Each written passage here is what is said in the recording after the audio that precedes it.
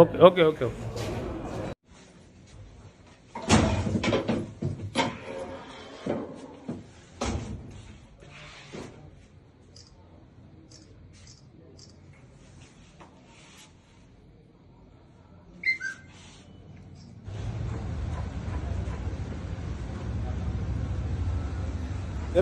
DSP anti corruption bureau Hyderabad city range 2.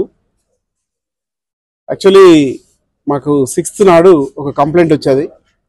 ఇక్కడ ఆదిబట్లలో ఒక ఫిర్యాదుదారుడు 400 గజాలలో ఒక 4 floors కన్స్ట్రక్షన్ కోసమని ఇక్కడ అప్లై చేశాడు. First construction permission, building permission అంటారు. ఆ బిల్డింగ్ పర్మిషన్ కోసం అప్లై చేసినప్పుడు అది శాంక్షనింగ్ డిలే అవుతుందని ఇక్కడ వచ్చి కలిస్తే ఇక్కడ టౌన్ ప్లానింగ్ ఆఫీసర్ వరప్రసాద్ గారు, బి వరప్రసాద్ గారు, అతన్ని కలిసినప్పుడు 1,50,000 ఫస్ట్ ఇనిషియల్ గా 1,50,000 ఇవ్వాలని డిమాండ్ చేశారు. తర్వాత అదే రోజు 1,00,000 రూపాయల వరకు దాన్ని రెడ్యూస్ చేశారు ఇతని రిక్వెస్ట్ మీద.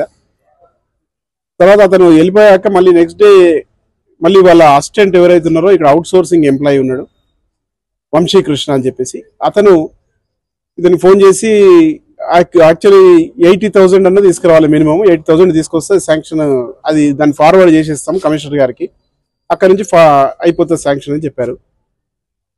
80,000 గాను ఇతని దగ్గర ఒక 75,000 వరకే సమకూరినాయి. ఈరోజు మార్నింగ్ ఆ 75,000 తీసుకొని మా ఆఫీస్కి వచ్చారు. కేసు రిజిస్టర్ చేశాము.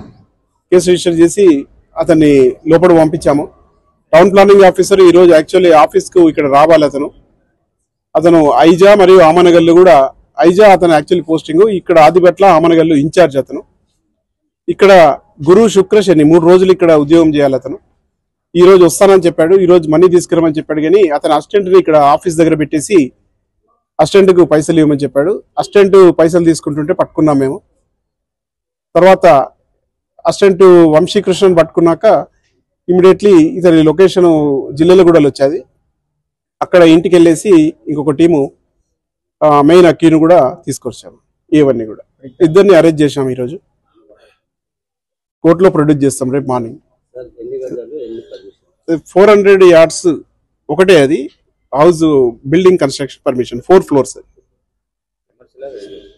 లేదు, రెసిడెన్షియల్ ఉంది. అది ఏమీ ఇల్లీగల్ లేదు, లీగల్ ప్రాసెస్లోనే ఈ మనీ అడిగారు. విజ్ఞప్తి ఏంటంటే ఎవరైనా ఎక్కడైనా ఏ ప్రభుత్వ అధికారి కానీ మిమ్మల్ని లంచం అడిగినప్పుడు 1064 అనేది మా టోల్ ఫ్రీ నెంబర్. ఇది ఆ టోల్ ఫ్రీ నెంబర్కి కాల్ చేస్తే మేము తప్పకుండా యాక్షన్ తీసుకుంటాము. అది మా కంట్రోల్ రూమ్ నుంచి దాని మీద మీరు ఒక్కసారి కాల్ రిజిస్టర్ అయిందంటే దాని మీద యాక్షన్ తప్పనిసరిగా ఉంటుంది. అది 1064 గుర్తుపెట్టుకోండి నెంబర్, కాల్ చేయండి ఎప్పుడు ఎవరైనా లంచం అడిగినప్పుడు. Thank you.